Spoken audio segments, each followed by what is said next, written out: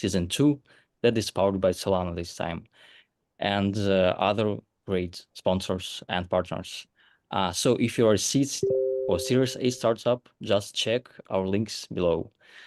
But that's not all, and we share the same belief with BeInCrypto, one of the largest media on Web3, that real adoption is about founders and startups, as founders and their projects stay behind every great innovation.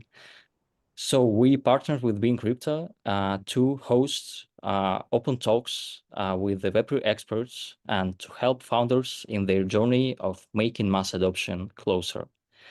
And today we have a talk on Web3 marketing with, please, next slides. Yeah. And we have a talk on Web3 marketing with Cem Arcan, sorry, who is a partner at X8 Ventures and ex-founders program director at Season 2. And moreover, he's a former ecosystem growth and marketing director at Circle. And Alevtina Labyuk, Chief Strategic Partnership and Customer Experience Officer at BeInCrypto, and also ex-digital marketing leads at Visa. And as I said, BeInCrypto is one of the largest global crypto media, and with over like 7 million page views monthly, and they share their materials in more than 20 languages. So Alevtina, the floor is yours. Let's start the discussion. Okay, actually, first of all, it's a pleasure to meet you all, and I would like to thank ex-founders for letting us be a part of that. Being a tier 1 media, of course, we work with a huge number of projects like Bings, BeatGet, OKX, and others. But we noticed during opinion polls and when we were analyzing what our readers are checking most is the new projects. And everyone wants to know what is the next unicorn and what will define the trend of crypto, not only this year, but in 3 years and in 5 years. So that's why we are super happy to be a part of this journey and to live with ex-founders how these projects will become the unicorns. And to help them and you to identify the perfect way to make sure that the world knows about your projects, together with Cem, we will try to share some of our experience in how to make sure that your project succeeds in Web3 marketing. Let's go to the next slide.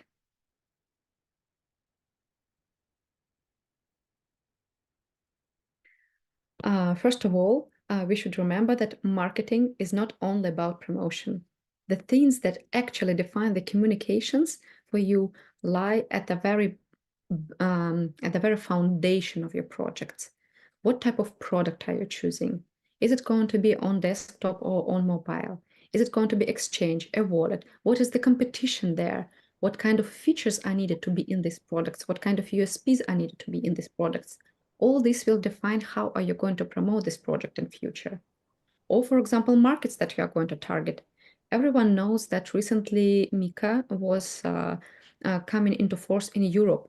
And if you want to promote your exchange in Europe, you won't be able to promote any kind of bonuses or incentives. You will be very limited in the ways how you can push your brand. And also, you should remember that if you are limited, it means that your cost per lead, cost per acquisition will grow the more limits you are going to face. That's why before planning your communications, you should very much go deep into details to analyze what is your competitive environment and what is your market conditions, because they will be impacting a lot what kind of tools you are going to choose, communicational tools, and what kind of messages you are going to use.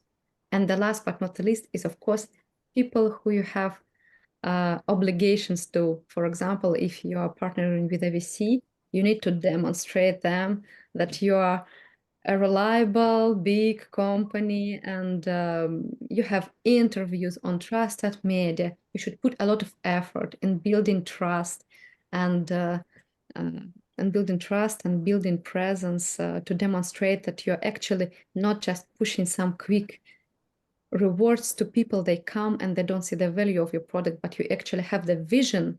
And in the world where the trends change every year, you will survive not only this year, but in 3 years and 5 years. And Cem, maybe you can share with me some of your feedback here. Yeah, of course, of course. No, this is a great site, great points. I mean, and also you had great points in, for example, the product, right? What I see is right now, so many projects are saying they're going to revolutionize XYZ, or they're going to bring the first billion users. But what I see is they need to focus on one niche, they need to focus on one problem and solve that problem better before, before claiming that they can do everything. Um, and also the markets that you target markets are very important, because although the crypto is borderless, it basically breaks borders. However, we are still the life still based on communities, right? Like what's happening in Asia is not the same as Middle East or emerging markets. So ultimately, here I think what's important is globalization through localization.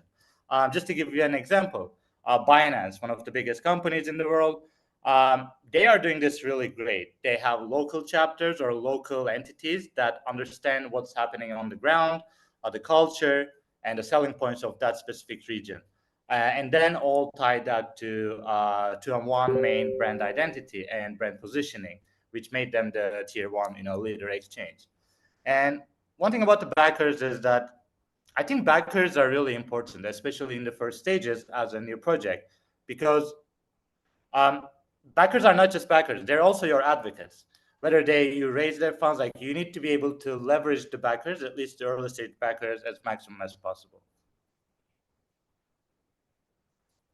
Okay, I see that our slide has changed. That was a little bit unexpected. Okay. So, but still, if we are talking regarding marketing, I would say that in general, the marketing in crypto is very similar to what we see in traditional marketing, and the same principles, golden rules, and approaches that work in classical marketing are still working. For example, you can't skip the conversional steps, like the funnel steps for the user to go through consideration to first trial to loyalty and become an ambassador. A popular case that I usually see, a company is coming to a contractor and telling, we have a sign-up bonus, $10 for sign-up. We want to find as many users as possible.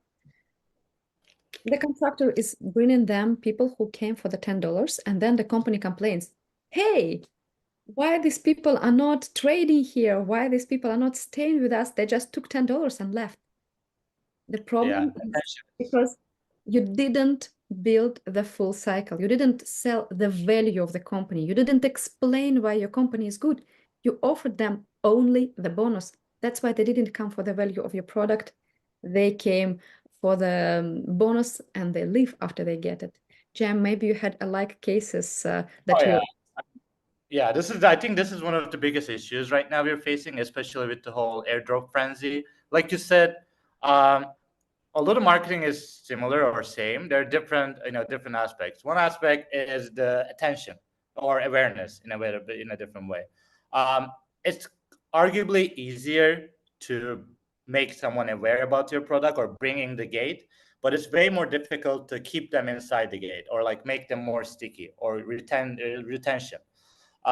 It's easy to incentivize. Right now, attention is based on incentives. Sadly, there's not much usage other than like people wants. It's all about greed, right? Like not greed in a bad way, but people wants to get some monetary incentives to do an action or engage. And I think right now we're not be able to tie those two things, but yeah, I agree with you overall what you said. And the classical principles are still here. So if you really want to break the ice wall between your brand and the person, the very simple thing is to make sure that he sees your brand regularly. Yeah. Let's go to like classical situation. You watch TV every day, and every day you see that the yogurt Danone is best for your health. One day you go to a supermarket and you are in a hurry, you don't have time, you just run around to grab something. Your eyes, it is how our psychology and neurobiology works, they tend to focus on things that we know. They capture the brand Danone on the shelf, you grab the bottle and you go. Absolutely same thing is in crypto. If you see BitGet every single day, everywhere, then when, for example, you want to try new copy trading mode, or you want to check like what fees currently are on what exchange, you will be first of all checking things that are already in your mind. You don't start always trying to explore all 150 variants which are available on CoinGecko. You start with things that are around you. So if you want people to choose you when they need a solution, you should be somewhere around them and always give them the tips, the ideas that you have this feature, that feature, etc. Then it's working. It's top of mind strategy. And your KPIs and conversions will depend a lot on in what stage the user is. If, for example, a popular case, if, for example, you just a new brand, no one knows yet about you, and some user wants to discover new opportunities for future, and he sees an interview with you or review of your project. He's just first touch, he's looking through it, he's surfacing, he's thinking, okay, one thing. The next thing he's going to do, if he's really interested, is not going to your website, because on your website you can tell that you are the next Binance, or that you guarantee 100% APR and so on. But they will go to Google, they will go to Twitter, and they Google all the information they can find around about you. And the next day they forget about you because they see another promo, because their kids are in school, because at work their boss is angry with them because all the day before they spent actually reading about your projects instead of doing their job. And they forget about you. So then you need to remind this user, you need to find this user and tell him again, hey, by the way, look at me, I exist here. And from that first interview, the conversion will be super small because it is just the first touch, it's just the beginning of learning about your brand. But when you send them later, after he already knows about the value, kind of airdrop, conversional tips, etc., you will find him. Maybe you can also comment here, Cem. Yeah, absolutely. No, I totally agree with what you said. I mean, top of mind is really important, especially on more specific verticals, like, for example, whatever, like stable coins or payment companies or big exchanges. It's really, really important to be top of mind. And how we do that, like you say, reach and frequency, connecting with the users, connecting with the builders in your ecosystem and network. About KPI, so this is really interesting because, like, what I've been seeing recently is that, and it's also related to the point A, is that metrics are easily gameable. What I see is that startups, or early stage startups, are using the airdrops or other incentivization techniques to bring the attention and use this attention as a user base. However, when they raise funds from the VCs and when the actual product launch, these initial metrics of initial interested users are not transferred as like a real user. So this is a challenge, I think, in the space right now. But and one of the, oh, sorry, and also one other thing that you mentioned, focusing on users, right? Just to give you a few examples about that, like, for example, MetaMask is doing great with that, focusing on users, doing proper marketing around that, building the product and bettering the product. And also there are, like other big names that we can give an example, but the mutual thing or the aligned thing what they're doing is focusing on the user, and that's the main key, I think, here. Yeah, that's for sure. And when you are focusing on user, it means that you're not trying only to talk about yourself as a brand. You don't focus on only pushing like we are big exchange, we are secure, we are one of a kind. You're focusing on the user needs. You first of all try to identify what your user could be looking for. More, for example, best crypto exchanges without KYC, or fastest working blockchain technologies. And you're trying to show that your brand is most relevant to be a part of this scope, because you show how the solution that you are bringing is helping the user, because marketing in the end is the bridge between what people need and how you can help them with that. So it's all Yeah. about trying to solve the issue. One thing to quickly jump in here, I totally agree with you. I mean, I think saying is one thing, but showing is a different thing. And as in the space, lots of companies are promising the world, but actually what can be done with their product is very limited. We'll talk about this in the later on, but for example, initially most of the DeFi platforms or bridges were saying they're the most secure, they're the most easy to use, but there are lots of hacks. Hundreds of millions of dollars are lost from these platforms that claim that they are the most secure and trusted. So yeah, just wanted to give that anecdote and totally agree with you there. That's 100%. And actually, I noticed that some companies telling that they have, for example, user-friendly interface, but when I enter the platform for the first time, without a video review demonstrating me how to use it, I just can't understand what to do. So it's not intuitive at all. They know that it should be like that, but it doesn't mean that they are doing this and they are making it really user-friendly. Yeah. And the last but not the least is, of course, everyone is looking for the hail grail or for a golden button. They think that they just need to identify something one working format, one working message, one working strategy, one working product. But in reality, it's not working like that. You need to have, yes, clear USPs as a must. And if you don't have the USPs, no single format, no banners, no buttons, no integrations, no interviews or MS sessions are going to work to you. And it should be a multi-format and multi-touch because people are very different and they perceive information in different format. Some people really like to see videos, to listen to people like you, people who are listening to us today. But some people just need quick bullet points. And I'm pretty sure that they will put this video into ChatGPT and ask, please give me 10 core ideas from this video so that I know everything regarding marketing in Web3. People are different, and you should be providing the content and the formats that they are ready to consume. That would be fine for them. And of course, you need to warm up your lead. People don't love you by default. Love and trust must be warmed. And there is not possible with one article, with one KOL video, with one event, with one something to win this trust. Trust and relationship, they take time to be built, and it's impossible to do it just over one exchange with the user. Yeah, I agree. I mean, there's no one solution that fits everything, or there's one easy way that you can be the next Binance or Coinbase or MetaMask, right? It's a journey, and it's a multifaceted journey. Building a loyal community, loyal user base, it takes different verticals, not just marketing, but also product, customer success, and all that. It's a team play basically. But like few points about the specifics here. Web3 is really crowded, and then it's going to be a cliche, but it's pretty early stages. So most projects are, like I said, promising the world, and they are in the building stage. So it's a crowded stage. So clear, unique selling propositions or your competitive advantages over other similar products is really important. And multi-format, multi-touch. I think this is a great point too. Just want to give an example here.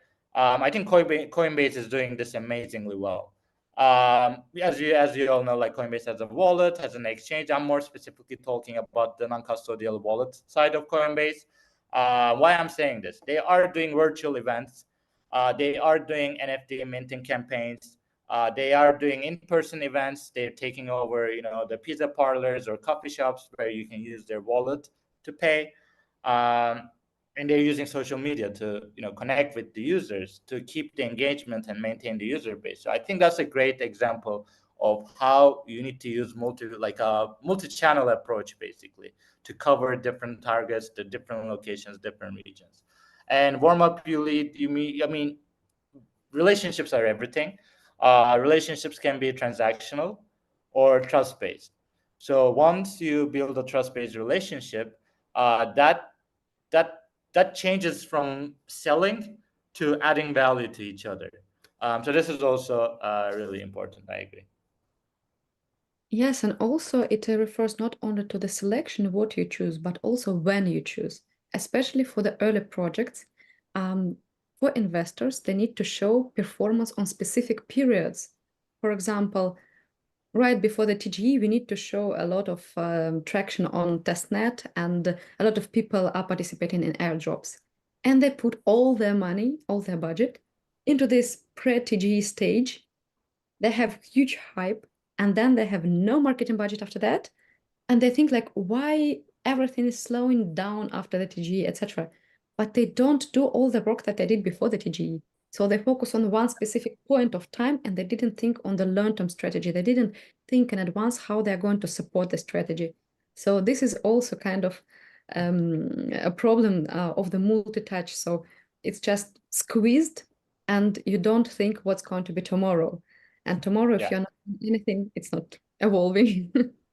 Okay, I think we can move to the next slide.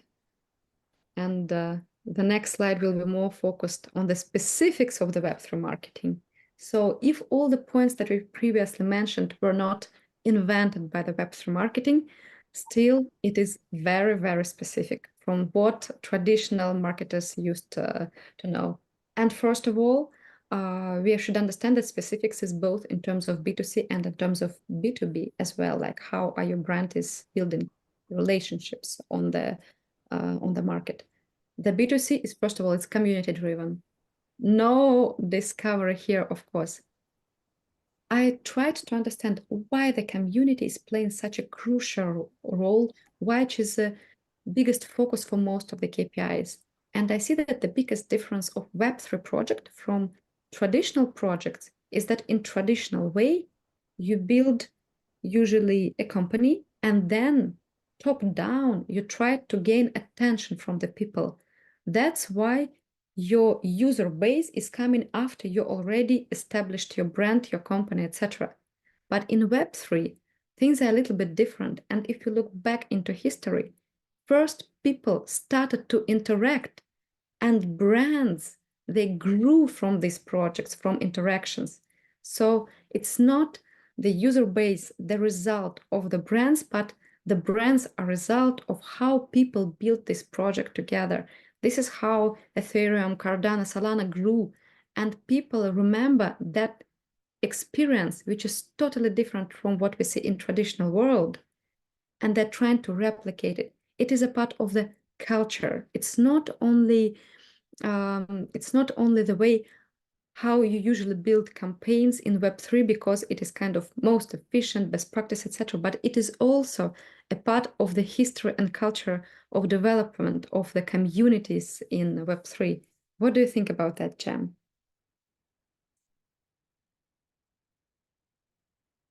Okay.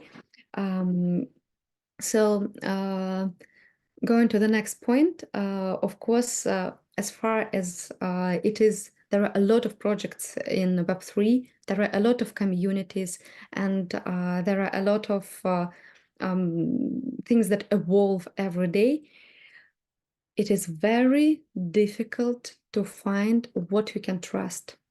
It's not as regulated as traditional finance, and in crypto, people interact and vote for projects. They bring projects to success only with one thing, with their money. So they're actually investing in it. And when you invest with your money, you should have hell of a trust to the projects you are giving your money to.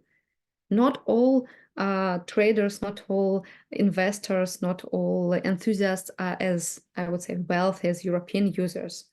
In Latin America, the average household income is much lower, and that's why it's super important for these people to make sure that they're not going to lose their money. And the trust filter, that's why is much higher for the crypto than for any kind of other industries. It is still finance, and this is not very much regulated finance. So we covered that the history of community, it is because it is driven due to cultural aspect, and that the trust in crypto is crucial because in many cases you don't know how to make people believe that you are honest, that your project is working. And that's why actually people really like the coins which are backed by VCs, because this way they know that someone did the due diligence, did the job to actually check that the product is well. And Cem, I see you are back with us. Maybe you Yeah, could. apologies. I had a little technical difficulty here, but this is a great slide, and I love to add some, color here. So first, B2C, I agree, community driven. In Web3, community is not just your target audience. It can be a make or break. It can be your initial, like a Kickstarter. Shout out to Mad Lads, folks here. I want to give them as an example here. So Mad Lads, based on Solana, started as an NFT drop, but that was their way to build their community and then launch their backpack wallet. And then that led to a backpack exchange. So my point here is that community is not just your, metrics to raise funds. Community can be the core of your product. Community can be the product there. Another thing you mentioned is the trust. So I mean, most of this industry can become a bit scammy, right? There's so many different claims. Everyone is revolutionizing every sector, which is insane that there's no product market fit right now. But having this like trust and building a proper ecosystem with retail users is very crucial.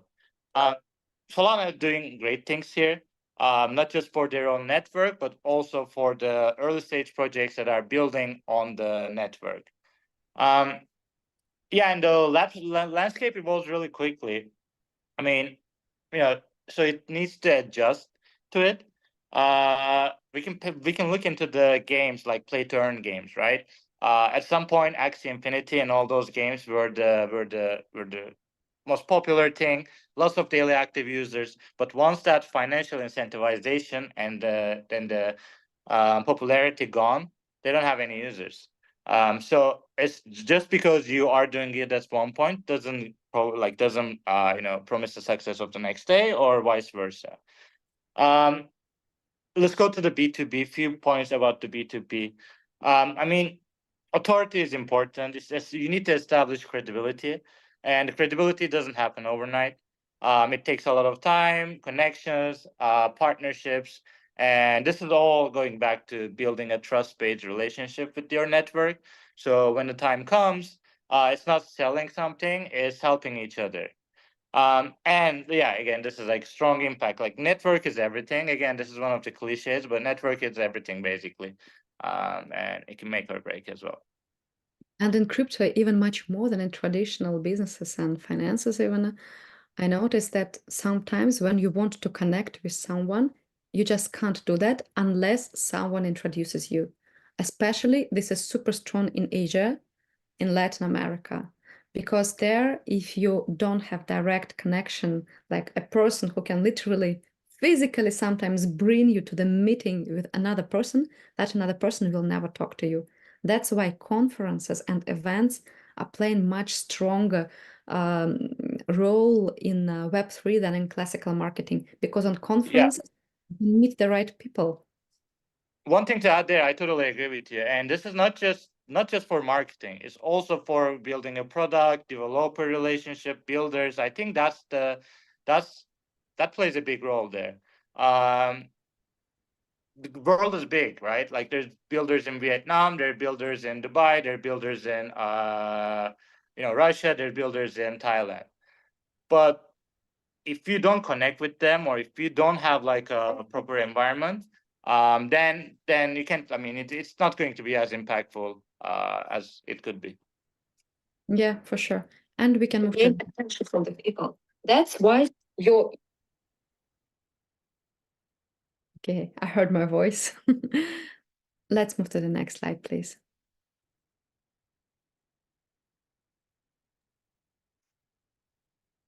Okay, so as we mentioned, there are a lot of things that are classical for Web3 marketing and things that are very specific. So usual mix is here on the slide. The first part is media. You need first people step.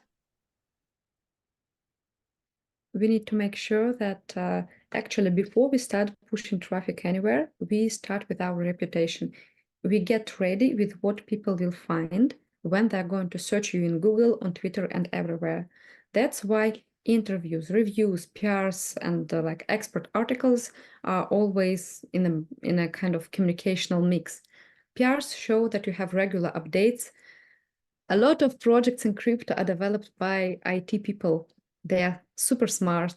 The projects are amazing, but sometimes these IT people just forget that other people don't know what's happening neither in their heads nor in their computers.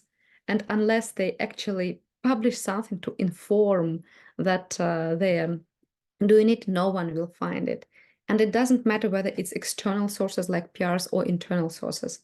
People need to find the traction, how the project evolves, to make sure that it's not just a landing page with some ideas beautifully designed and nothing is happening with the real project. And interviews is a very good way to show what is your vision, what are your values, what are your mission, and actually when are you going to build the connection to VCs or to other companies, to new partners.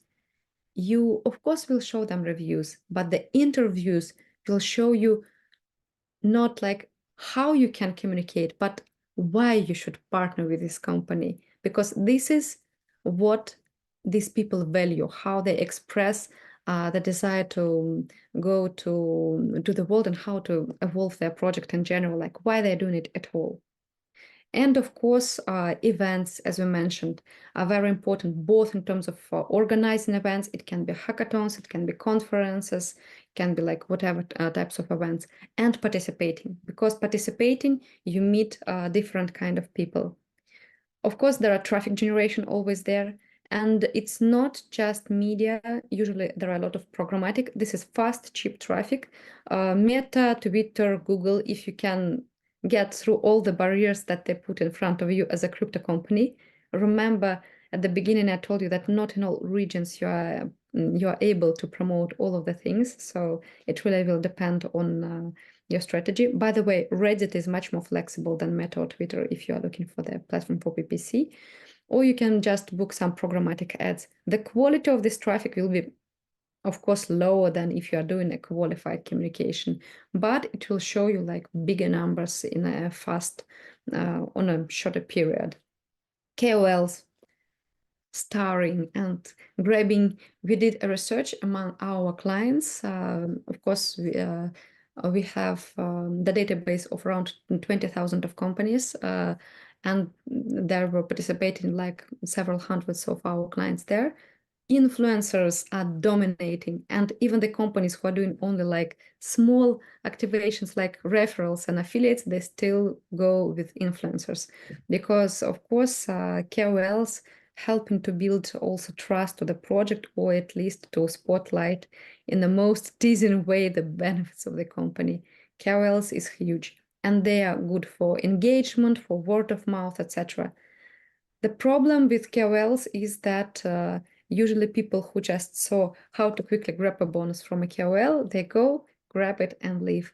There are not so many KOLs. And of course, there is a whole world of how you identify your best KOL, how you track that the figures in his account are real and not faked, to check the real traction after the KOL pushed it, etc., etc. So it's a very, very big topic. I think one day founders will do a special dedicated webinar or workshop regarding KOLs, the hottest topic in crypto. And we shouldn't forget two more important directions. It's internal marketing, how your website. I'm going to do my own art expert articles. Leverage your partnership, leverage each other's ecosystem. For example, you're company A, you're partnering with company B, right?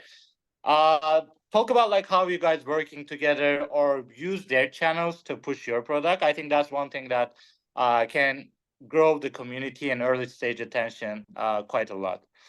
Events are really important, but also events there are too many events, right? And most of the people who go to these events are the same people. They talk about same stuff, and it's just the repeating of the conversation. So I think it's important to know why you're going to be there and what do you want to take it from the event. I'm not going to go into the paid channels, but one thing about KOLs, I have a different, not a different view, but I think being in a connection with lots of early stage startups, they think KOLs is a guaranteed way to grow their community and network. KOLs, their goal is not aligned with the company's goal. They can be useful in many situations, but you just need to set your expectations on why you are using KOLs and what can you get from the KOLs. And yeah, I mean, and internal stuff is really also important. And partnerships. And partnerships is important for the business, important for the ecosystem, important for the marketing because it gives an ammo. And like I said, it's important to think about how you can collectively work with your partners rather than just focusing on yourself. That's for sure. And also they demonstrate it's not just sharing the audience, like we are promoting you, you are promoting us, but they're demonstrating who you are choosing for the partner, whose values do you share. Like, show me your friend and I will tell you who you are. We partner with someone. And one thing that just to jump in here, we earlier talked about showing is different than telling. When you are talking about your partnership with them, you're actually showing them like how these two, products add value to each other. So it's good to say something, but it's also good to hear from others that actually use that product. So it's all has this different importance, but it's all like a big flow of that. You need most of it. Yeah, that's for sure. And we can jump to the next slide, I think. There are more topics to discuss. Okay, now we were mostly focusing regarding like the company. Like the company should have these strategies, the company should have these approaches, they can use these communicational angles. But what we should remember is that in the eyes of the user, the structure of all these things is totally different because he's not thinking, they're doing events, they're doing PR, they're doing something. He just asks questions and he's looking for the answers around. What is this project about? Who is behind this project? Can I trust these people? Do they plan actually to grow? Should I sell everything on the TGE day or can I keep it for longer? What if it is another scam? The most popular question. So people have all those questions. And that's why whatever tools you are selecting, whatever things you are selecting, you should understand why are you using these or that tools. Exactly as Cem mentioned, when you are going to an event, you should understand what exactly are you expecting. And this refers to all other tools. What are you expecting when you're doing this or that thing? For example, you should be transparent. Because if you're not transparent, people can't trust you. And if they can't trust you, they won't put their money, put their attention. And sometimes their attention is more important than the money they are putting into the project. AMA sessions, interviews, partnerships, and collabs show that you're open, show that you're in exploratory stage, show that you are collaborating with other people, that you are not just hidden in your own black box, but there are other companies around you and you are an active player in the world. Just be transparent. Don't try to hide things. Show it. And ideally, I know in crypto sometimes it's a little bit difficult, show your face. Because the trust to you starts with whether people can trust a person they actually see. The next one, deep dive. Don't be very generic and telling like, we are very good, we have perfect security and user-friendly interface, etc. And only information that people can find is your website where you're telling how innovative and exclusive you are. Deep dive, reviews, showing all kind of what is behind the black box, how it works, how it collapses, etc. KOL reviews, they help people to understand how things work. Actually, AMA sessions and all kind of tips, life hacks, expert articles, etc. that you are sharing, they're also helping people to see that there is a depth in your project, that it's not just on the surface some like an idea, but there are a lot of layers. There is that your fundamentals are really fundamentals, that they're big, and on such a fundamentals you have the power, you have the energy, you have the potential actually to grow. And of course, show your expertise. Everyone wants to work with experts. I remember that one day Steve Jobs mentioned that the players of A League want to play with other players from A League. And I think it's relevant to all aspects of our life. If you're going and playing tennis very well, you want to play tennis with people who are also playing tennis well. And if you are, for example, want to collab with your developer and you want to collab with other developers, and you're smart, you are also looking for people who are smart, and you're looking for the justification, demonstrating that actually these people are also the true experts. All kind of educational content, expert content, etc. It shows that you know what you're doing. How people can trust you if you do not show them that you know what you are doing.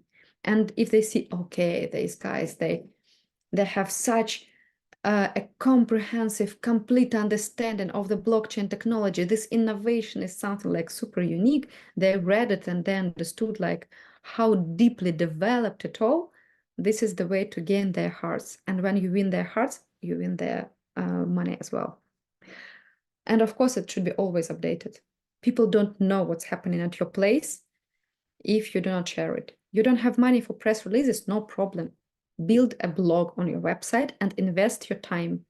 You always invest one of two. It is either your time or it is money.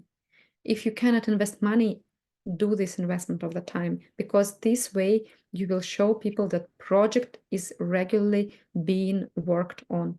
People believe only in the things that grow, because if a project doesn't grow, then it degrades. People think that if you don't do anything, things don't evolve on themselves. They need people regularly to keep it updated. And crypto is changing very fast. And if you do not show that you are being up to date and regularly improving, evolving, and adjusting to the new competitive environment, which is getting tougher and tougher every month, every week, every day, then they think that you are doing nothing, and very soon you will be just outdated. And Cem? Yeah. Apologies, another technical difficulty, but I can make it. So this is very important, and I'm glad we're talking about this. There are lots of, I would say, misconception, misunderstanding, and when a new project starts, and when they want to do marketing, and when they want to grow their ecosystem or user base. User concerns is a big important piece here. Like, being transparent with your ecosystem, with your community is key. Just to give an example, when EagleLayer did their airdrop, lots of community backlash, so they took an action for that. When Aptos community had some concerns about the token distribution after the VC backing, the Aptos team did a great job explaining their stance and what they're doing and why they're doing it.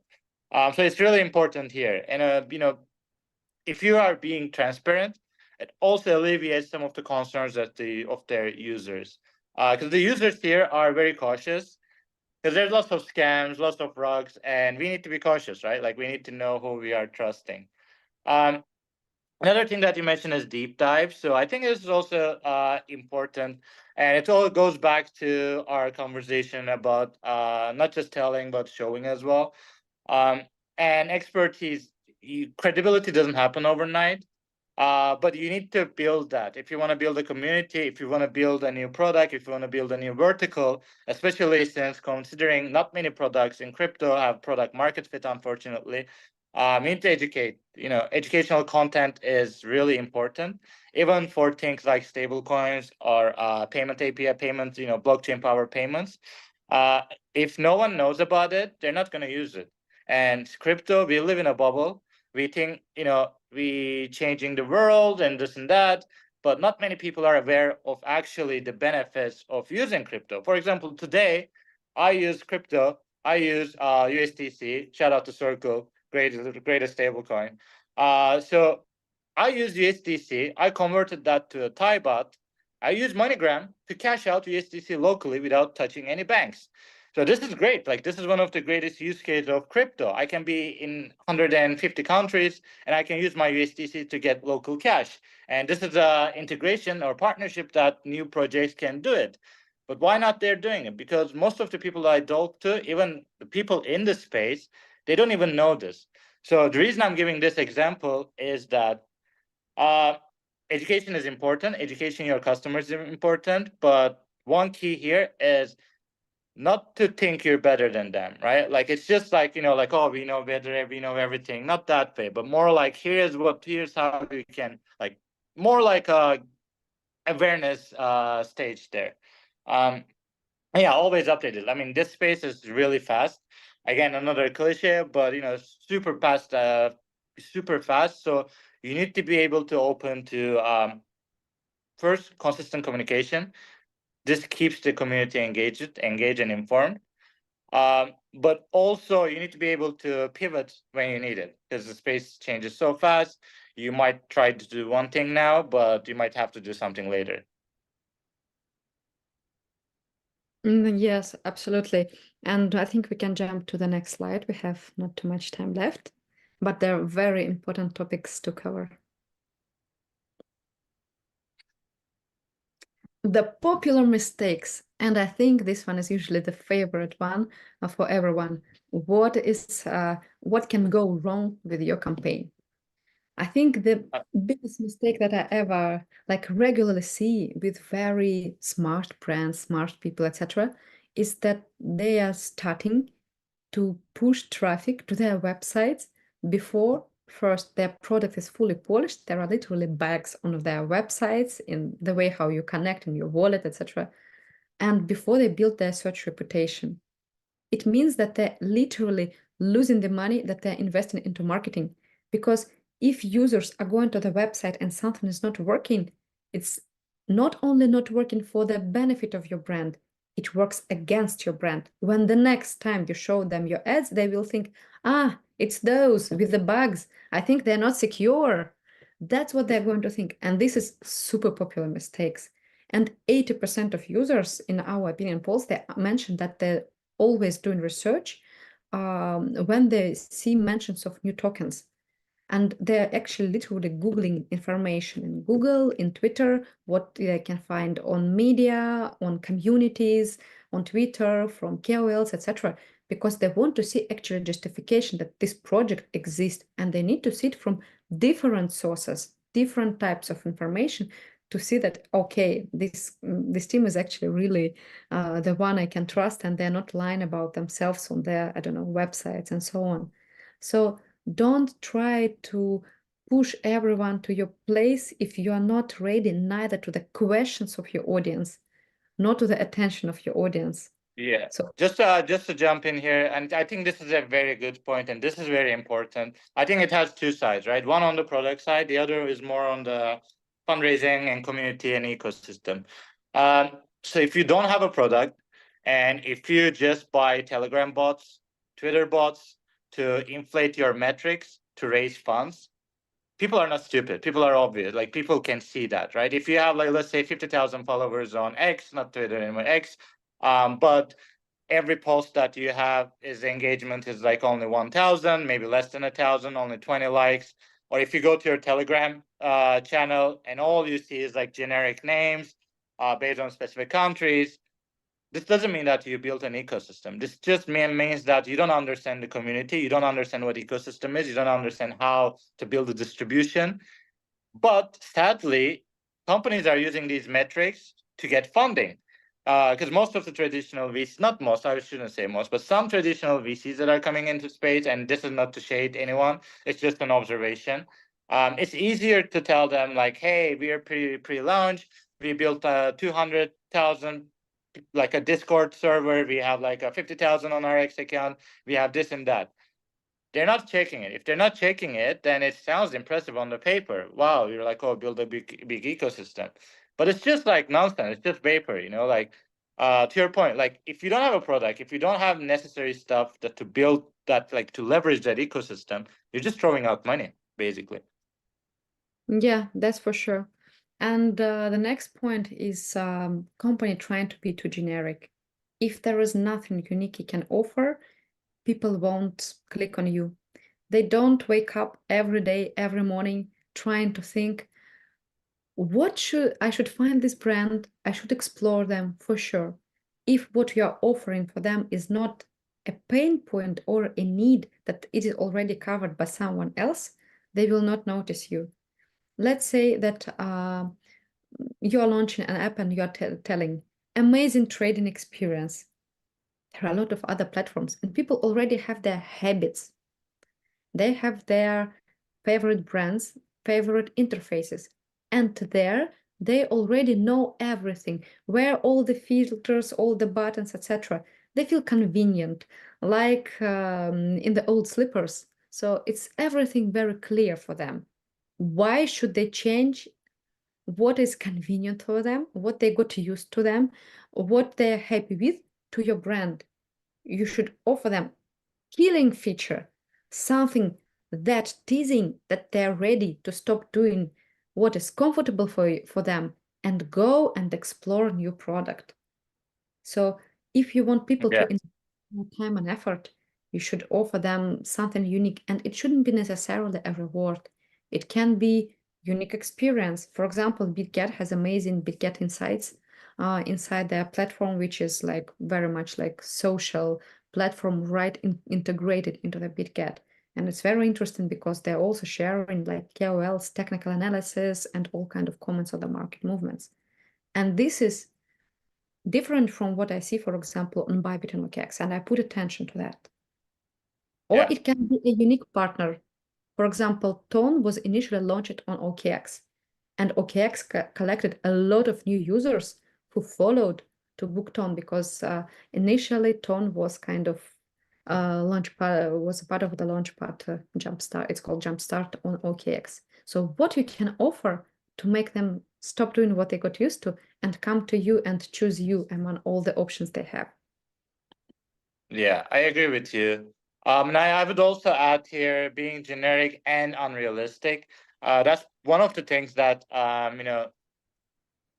it's not the nicest what I've seen right now. Like I totally agree with you. If you are too generic, then there's like what's the unique selling point? But at the same time, on the other side, if you're too ambitious, like if you say we're revolutionizing tokenization and we will bring 1 billion user as a new startup, probably you're not first revolutionize that vertical. Second, you're not going to bring billion users because no project even bring like millions of users, millions of daily users in their lifestyle. I'm not talking about the exchange user numbers and stuff. So I think here is like the my feedback for the startups would be here: be realistic. Say like there's this issue on this vertical, or there's this problem that I'm gonna solve this issue. I'm gonna do it better than everyone, and that's why you won't want to use me. Rather than here, I'm gonna bring the let's say I don't know, like a credit finance or trade finance to emerging markets, and I'm gonna revolutionize the emerging market finances and democratize. Like that's just some words. Some people might believe in that, but it's just like it's not realistic. I like ambition, like I like strong projects, but at the same time, this also goes back to our first conversation. Find a niche, or it doesn't have to be a niche. Like find a specific vertical or specific thing that you want to solve and focus on that, rather being too generic or too unrealistic. Yes, and the last point here is that everyone is looking for the magic wand. We have already mentioned this point today, but people want all the results, huge results, fast, and specifically with one tool without effort. If such tools would exist, there won't be any competition on the market. But market is limited, and everyone is trying to do all these marketing tools exactly because this magic wand does not exist. What works for one project does not work for another project. And it is, I put here a metaphor, like it's like a balanced nutrition. You can't eat only eggs to be healthy and stay in the form. You should do a little bit of everything. You mix it, and that's why it's called communicational mix, marketing mix. You mix it to find something, combination of tools that are working perfect. One tools are working for reputation, other tools are working for conversion. If you're totally excluding one of those from your mix, it means that you are going to have there a gap, and your general brand growth, your sustainable growth will be as fast as the lowest performing part of your marketing mix. So you really need not try to do only like unbalanced. One I'm doing, another I'm not doing. Your brand will never grow. Your company will not succeed. You really need to be like to have a big picture. You need to understand what should be done and try to understand like what kind of brands you like as well. It's not a good practice to put always your personal experience on other people, especially if you are a developer or a very technical person, because most of your company this is not. But Yeah, I agree. I agree with you here. Just to add quickly something is, I think you had a great point. There's no one, one equation for success, and success doesn't happen overnight. Coinbase was founded in 2012. Binance was 2017. These companies didn't become like an overnight success. This is consistency. Like you need to consistently listen to your users, connect with your users, communicate with your users, reiterate their feedback, improve your product, improve your communication strategy, be more relevant on the marketing. So it's really important to have a feedback loop. But again, like the key from my side here is that success is not overnight. It's a long journey. And that's why some companies are leading the industry right now. And I'm not saying like some companies are, that's why like, the top tier. It's just a long journey, basically. There's no like one magic solution that's gonna create the next BitGet or next OKX or next Coinbase. yeah, and if it would be that easy, all the companies would be successful. But there are a lot of still difficult. Yeah, then everyone would be developed. Yeah, no, that's very true. And that was, I think, the last point that we wanted to discuss today. And if there are any questions that we have, please share those with us.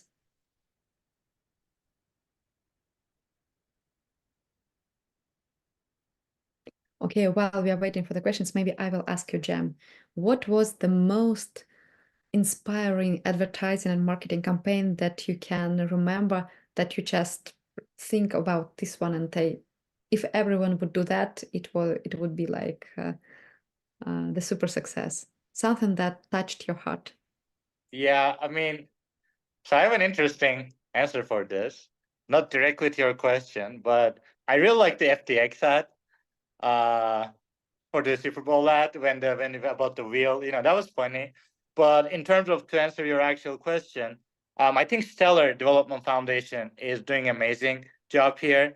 Their ads, again, everything I'm saying, I'm not giving shades to anyone. Like I think, we're all friends in this industry. Just my feedback here.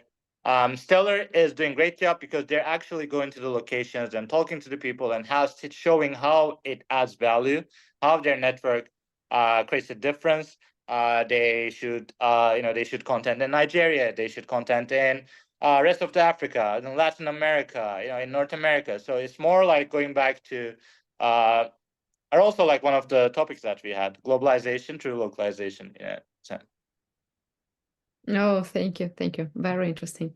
By the way, I didn't know that they're doing that much of field work, because people think that crypto is all online, but sometimes you can't do all the things online. You need literally to go and do it on the spot, because otherwise it's just another video on the internet.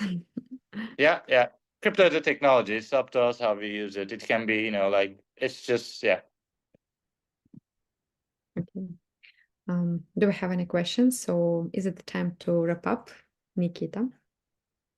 Yeah, I think we have a question in chat. It is connected with Reddit. And what do you think about Reddit? How every startup can use it, like more than just course marketing? As it's one of the most like popular platforms for Web3 projects. Cem, would you like to start, or I can start here? No, go ahead. Please, sir. Why people like Reddit so much? Because it's unfiltered. And if the project is shit, people are just writing there, the project is shit. You won't find this like on the web, on most of the Twitter, etc. Because most of other platforms are much cleaner, much more polite, etc. In Reddit, people are extremely straightforward, and they are ready to jump and put some dirt like in huge shapes. Of course, not all of this is fine. And when you're coming to Reddit, you expect people to be that critical, negative, and I don't know, a little bit dirty. But you can actually hear a lot of very different opinions in one place. And that's why if you at least make people not hate your brand, but to share some of useful insights on Reddit, it can help you really, really a lot.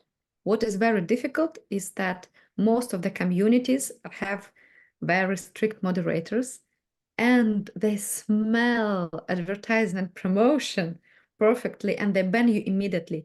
Even if you're not promoting a brand and just telling that the brand is good, they can suspect that you are promoting brand and still ban you. I had several cases like that when I was just sharing my experience with crypto cards and told, oh, this one worked well for me. I was banned immediately. So actually Reddit is focused on giving negative comments, and for brands it's good. But they have PPC as well. So it's a good platform for PPC and community building as well. Yeah, just to quickly add there, I mean, I used to spend a lot of time on Reddit when I first got into crypto. One key there, like one value for me and for the space is that it's a value sharing, information sharing, and the knowledge transfer in open content, or like a more like open format in a way. But I think the community, like the crypto community, was living and breathing Reddit. Like it was everything Reddit. Every big company had a subthreads and all that stuff. Everyone was really actively posting or asking questions. Companies had reps in it. But I think I'm seeing what I'm seeing, and I might be wrong, but what I'm seeing is that Reddit is giving his spot to Twitter now. Twitter is becoming the where the knowledge is shared, where people can connect with anyone, that I can reach out to any business, that they can get back to me. I can do a thread about what I like, what I don't like. The format is obviously different, and the value, like the frequency of value transfer, can be changed. But I think Reddit lost. I mean, I might be wrong again. Reddit might lost its number one position in the crypto community building to Discord and Twitter or X, basically. Actually, I fully agree, because on X Space, the quality of content is much more curated, and it's much easier to read it because it's like sharper and shorter. And on Reddit, people tend to take too much information, and you sometimes don't need that much information. Sometimes you need quick opinion and quick insights, and Twitter is perfect for that. It's attention. Attention is really like, it's attention too hard to get, and everyone is running, like everyone is competing to get that attention. And Twitter is a good example of like attention marketplace in a way. Okay, next question. Yeah, I think we're running out of time, but okay, final question, also from the chat. I think it's a general one, it would be a great summary. The question is, what main trends do you see in Web3 marketing? You already covered it, but maybe some summary. What trends? I mean, these are not just like in a positive way and not in a negative and more like a neutral way. One trend is, I think, airdrops are gaining so much popularity, and is seen as a way to quickly kickstart the community and ecosystem, which works sometimes, it doesn't work the other times. I see that more companies are going to that route, with more like influencer type, the KOLs. I think there's a lot of like movement in that side as well. But I don't know. What do you think, Alevtina? What else do you see? I totally agree that airdrops is kind of dominating, and even the companies who don't have airdrops, because of the nature of this company, they're naming things airdrops, which are not actually airdrops, just to jump on a trend. One thing to add that, sorry for jumping in, just the airdrop. So one thing about airdrops, but I can't fully blame the projects, because I also have to blame the VC parts too, because like VC to play a big role here. Token generating events, the cliffs, investing and all that stuff. Ultimately, VCs wants to make money off their investment. And these type of airdrops, token generating events, they're all a part of a bigger story where investors can make more money in a quicker fashion. So yeah, I mean, airdrops is like a tricky thing. If it's done well, it's great, but I don't think I've seen many well done airdrops. Sorry for interrupting. Just wanted to add that. Actually, I agree. I really like the ZK Sync, I think, airdrop. They really made it kind of a huge engagement and then airdrop, etc. And still there were so many people who were unhappy about that. Though I know One good airdrop, I want to give a shout out to Wormhole team, Rob and Dan. Like they did a great airdrop. But yeah, that's another great airdrop. Yeah. But in general, what I see, the big trend is regarding what KPIs and what the brands are focusing on. If, for example, even 5 years old, the market was very newbie and on the previous like bull runs, there were a lot of money, the brands massively invested in brand, in trust, especially big brands. Currently, actually, they are returning a part of that. So, for example, some of them sponsor Formula One, some of them sponsor football clubs, etc. But in general, big brands, they gained that much awareness, trust, and a market share that they're happy with, that currently they're not focusing on growth, they're focusing on return on investment. And that's why they shifted a lot their focus from awareness and trust campaigns to the affiliate and performance campaigns, where they calculate every single dollar that they invested in the project. And for them, because they have already matured and they have already passed the period when they were building the brand, it's working well. Big brands like Bybit and OKS have extremely tough referral programs, and they are usually trying to understand like what they're gaining versus what they're putting into marketing. It's calculated currently, like in Danone and Unilever, like in hugest FMCG companies. All the dollar invested is calculated and they understand when exactly they're going to get it back. Smaller brands are trying to imitate the same strategy, but it's not working for them because they don't have brand. And when they're appearing with same messages in same articles, etc., next to bigger brands, people are using bigger brands because their trust is naturally high, because they just saw these companies more, the history with interacting with this brand is high. So that's why for small companies it's not working, but they're really trying to imitate big brands without understanding the general brand life cycle, like what kind of stages you're going, the stage of building trust, of growing your user base, of expanding. And when you're expanding, you need to invest much more than when you're retaining your share of market, etc. And the second one is a little bit more tactical. Everyone wants KOLs. They think that it's a magic wand, but there are so many problems with them, because when there is huge demand and demand is higher than supply, and supply of really strong KOLs is very, very niche and narrow, a lot of fake KOLs appear, a lot of trash KOLs appear, and sometimes brands don't have people who can really qualify the KOLs they're working for, who cannot build the processes, who cannot brief these KOLs correctly, etc. So they don't have expertise working with KOLs, but they still invest too much money in KOLs, and then they say, oh, this didn't work for me. Why?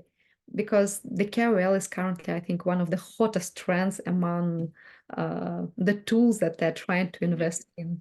Yeah, there's some projects things when they use a KOL, they suddenly like they will bring all the attention from that KOL's network. But it's for like if you put yourself into the KOL shoes, it's just a number game. Like you just post something and you get some compensation for that. There's no real aligned goal or vision for that person to be involved in the project unless there's a different deal and stuff like that. So I think with KOL, you need to think about what impact I'm trying to get. Like, okay, so for example, you're a Europe-based project and you want to go in Asia and you want to first raise awareness. You find Asia-specific, APAC-specific KOLs. The goal there is to start to bring like the first initial awareness and attention. I can understand. Like, I wouldn't be too opposed to that. But let's say you're already a European company, you want to get European KOLs, so they post about your project and you want to grow your network with this, then the impact will be lower than what you are trying to get. So like my point is, I know we're over time, but my point is that projects need to be aware what they want to get from it before they make that marketing strategy, marketing initiatives, KOL agreements, and more. And just also one quick point from me, what I also noticed is because of more legal restrictions, generally, the cost per lead is starting to grow. Competition is getting tougher, legal restrictions are getting tougher, and it brings to the fact that every year the cost of marketing is increasing, even to get the same result. As once a CMO, I think of Unilever, mentioned, we have never run that fast just to stay where we are. That's a very good quote. Yeah, I didn't know that. I like that.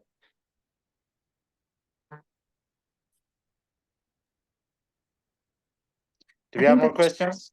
Or no, I think it's time to stop. time to wrap up? It was amazing. Okay. Yeah. Amazing discussion, and thank you. Thank you, Alevtina, and thank you, Sam. Thank you. Thank you very much, Cem. It was a pleasure to talk. Yeah. And if anyone has any questions to me, you saw my contacts at the very first slide. Please don't hesitate to connect. I'm always happy to discuss what's new in marketing, how to make things work. Maybe we will find the magic wand together. Perfect. I'll do one last chill before we wrap up. Like Alevtina said, if you have any questions, if you want to connect with me, feel free to reach out to me on Twitter. I'm sure you'll easily find my Twitter. If you're raising funds for new projects, again, reach out to me. If you're building any projects about stablecoins, also, I'd love to learn more. And thanks to the BeInCrypto and ex-founders team for organizing this discussion. Yep, thank you, and we'll add all the links that you mentioned to the description. Perfect. Thank you.